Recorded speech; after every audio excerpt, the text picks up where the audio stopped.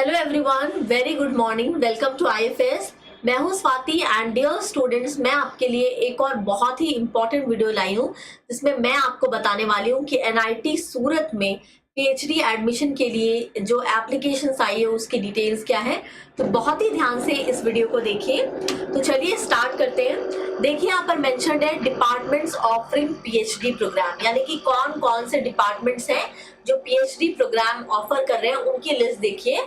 Physics, chemistry, mathematics, civil engineering, mechanical engineering, electrical engineering, chemical engineering, electronics engineering and communication engineering, computer engineering, management and English. तो ये सारे departments हैं जो PhD programme आपको offer कर रहे हैं for autumn semester in NIT Surat.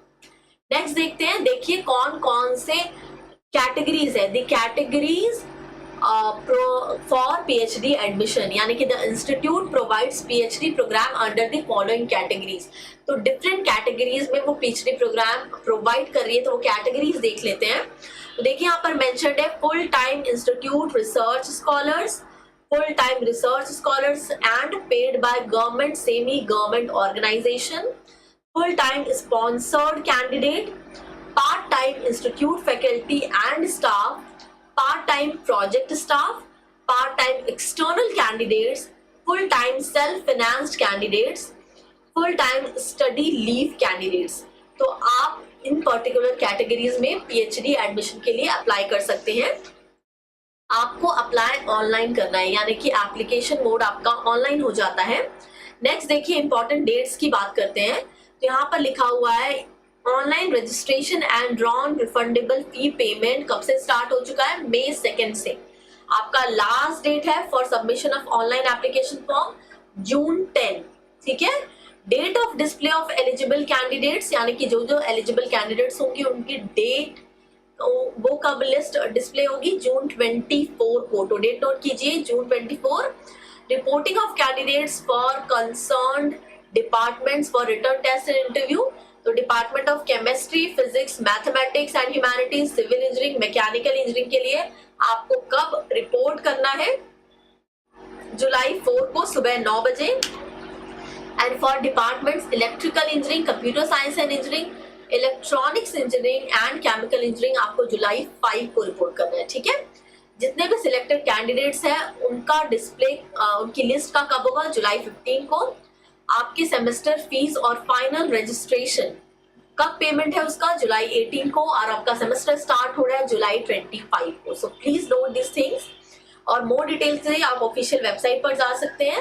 Eligibility criteria की बात करते हैं। देखिए फर्स्ट है masters degree in relevant area of research with at least second class with minimum 60% marks या फिर CGPA 6.0। यानी कि जो पहला है आपके पास मास्टर्स डिग्री होनी चाहिए रेलेवेंट एरिया ऑफ रिसर्च में विथ मिनिमम 60% मार्क्स या CGPA 6.0 for open and 55% and CGPA 5.5 for reserve categories. ये फर्स्ट क्राइटेरिया हो जाता है। सेकेंड देखिए, student of full time MTech program at the institute willing to change over PhD program may be permitted to do so in the second year if they obtain CGPA 8.0। यानी कि अगर आपने full time MTech programme से PhD में convert करने का decision लिया है तो आप ऐसा कर सकते हैं अगर आपका CGPA 8.0 हो। ठीक है, फर्स्ट और सेकेंड सेमेस्टर्स में। नेक्स्ट है, अगर आपने बैचलर्स डिग्री ले रखी है इंजीनियरिंग या टेक्नोलॉजी में किसी नेशनल इंपॉर्टेंस के इंस्टीट्यूट से इंक्लूडिंग CFDI, तब भी आप डायरेक्टली PhD के लिए अप्लाई कर सकते हैं। दो कंडीशंस में। द फर्स्ट कंडीशन आपका CGPA 8 हो या उससे ज्यादा हो, या फिर आपने वैलिड गेट का स्कोर कार्ड हो आपके पास और आप टॉप 15% स्कोर्स पोजेस करते हो। ठीक है। एप्लीकेशन फीस पे आते हैं। तो देखिए ओपन कैटेगरी के लिए एप्लीकेशन फीस है 2000, फॉर रिजर्व्ड इट इज 1500 और मोड ऑफ पेमेंट है ऑनलाइन पेमेंट मोड।